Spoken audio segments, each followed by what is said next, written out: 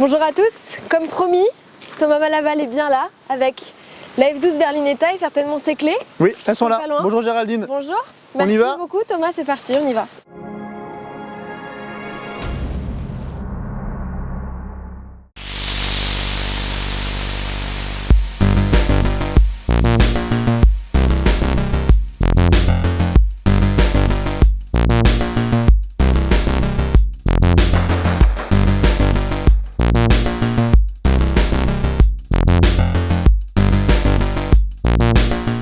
Avant de prendre la route, est-ce que vous pouvez nous présenter en quelques mots cette F12 Berlinetta et nous dire quelle place elle occupe dans la gamme?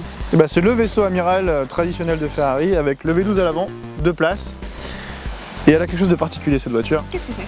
C'est l'aérodynamisme en fait, c'est l'aérodynamisme qui a dicté les lignes et on le voit très bien ici. L'air en fait rentre ici, passe ici et va s'échapper derrière, ce qui nous permet d'appuyer la voiture devant, mais aussi derrière. Et ça c'est la première fois chez Ferrari où on utilise l'aérobridge pour plaquer la voiture devant. Qu'on l'utilise sur la partie avant de la voiture. Voilà, sur la 599 avant, c'était à l'arrière. Thomas, voici donc les entrailles de la bête. Et oui, le nouveau V12 pour la F12 Berlinetta, 740 chevaux, qui fait de la F12 Berlinetta la Ferrari routière la plus puissante jamais conçue par Maranello. Et on peut le voir très bien ici, le moteur est vraiment reculé et rabaissé parce que la répartition des masses ici c'est très important sur cette voiture là. Thomas, quelque chose m'intrigue, c'est cette petite plaque que l'on voit ici même, ce châssis number 191 312, qu'est-ce que ça veut dire? Ça veut dire que c'est la 191 312e voiture de l'histoire de Ferrari. Et c'est le numéro de châssis, ça nous permet de tracer la voiture pour toute intervention, etc. dans nos systèmes.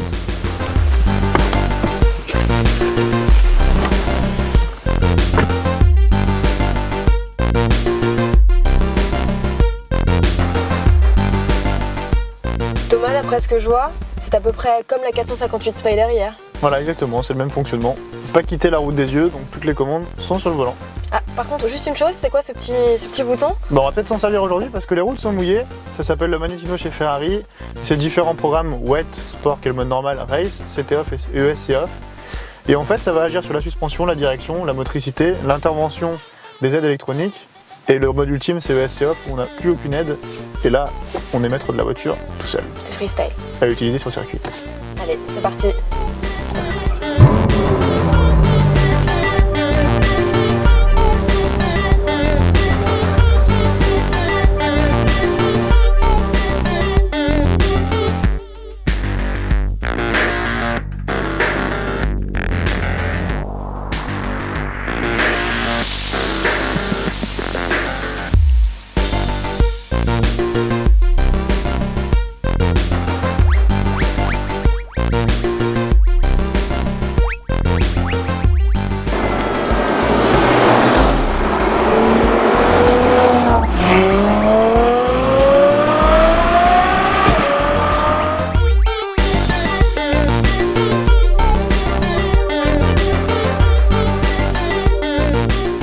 On parlait du système de freinage et je crois qu'il y a une petite astuce au niveau de la face avant qui permet justement le refroidissement. Ah oui, et elles sont bien cachées, est-ce que vous les voyez? Absolument pas.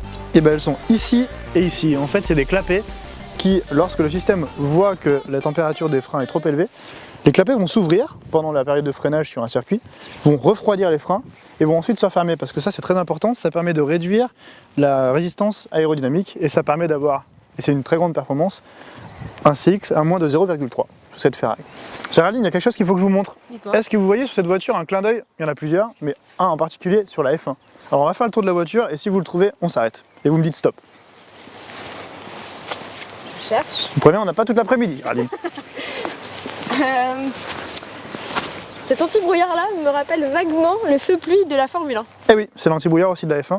Et d'ailleurs on le voit sur le design, puisque regardez, on a l'aileron qui se termine ensuite sur l'anti-brouillard avec les diffuseurs qui sont ici. Ça pousse hein, quand même, sacrément. On a 740 chevaux, hein, c'est normal, ça pousse bien. Ouais. Thomas, on est à bord et le toit a un bruit vraiment très rauque. Est-ce que Ferrari a fait un travail spécifique sur l'échappement ou est-ce que c'est le son vraiment naturel? Je vais vous dire un petit secret. Enfin, un secret qui n'est pas trop secret, mais vraiment un petit secret. C'est qu'on a un ingénieur, c'est même pas un ingénieur, c'est un chef d'orchestre à Maranello qui s'enferme dans une pièce complètement insonorisée et qui travaille en fait la sonorité du V12 ou du moteur. Donc c'est-à-dire qu'il va dire, là on l'entend bien. Et c'est-à-dire qu'en fait, dès qu'il va en sentir que c'est pas une émotion qu'il veut donner, il va changer une petite pièce dans l'échappement ou dans le moteur, et ce qui va faire ensuite cette sonorité particulière qu'a une Ferrari. C'est pour ça que vous avez une grosse différence de sonorité entre un V12 et un V8. Ouais. C'est bon.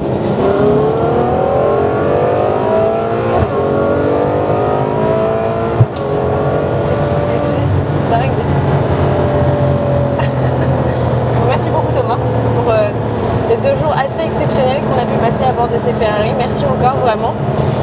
Mais c'est pas terminé là parce qu'on a encore 2 heures de route là. Ah oui. Donc on va vite reprendre le roadbook et faut qu'on ramène la voiture à La Rochelle. Hein. On a le tour auto à terminer là. On peut y aller. Grosse mission. Eh ben on y va, c'est parti. Go!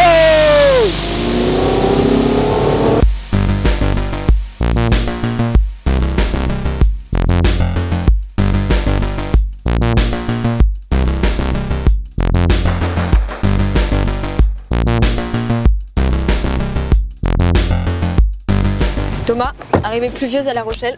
Encore. Ouais. Mais arrivée pluvieuse, arrivée. Heureuse. Est-ce que vous êtes heureuse? Super heureux, j'ai passé 2 jours extraordinaires au volant de 2 voitures absolument magiques. Donc oui, je ne peux être qu'heureuse, bon, vraiment. J'espère vous revoir bientôt, c'était un plaisir de vous recevoir, vous ainsi que tous les gens qui nous regardent sur autoplus.fr. Bon, je rends les clés? Bah oui, mais bon, l'essentiel est assuré. Vous avez ramené la F12 au bon port, et puis la 22e édition du Tour Auto Optique 2000 est maintenant terminée. Ouais. Allez, je vous fais la bise pour fêter ça. Merci encore. À bientôt, c'était un plaisir. Au revoir Géraldine.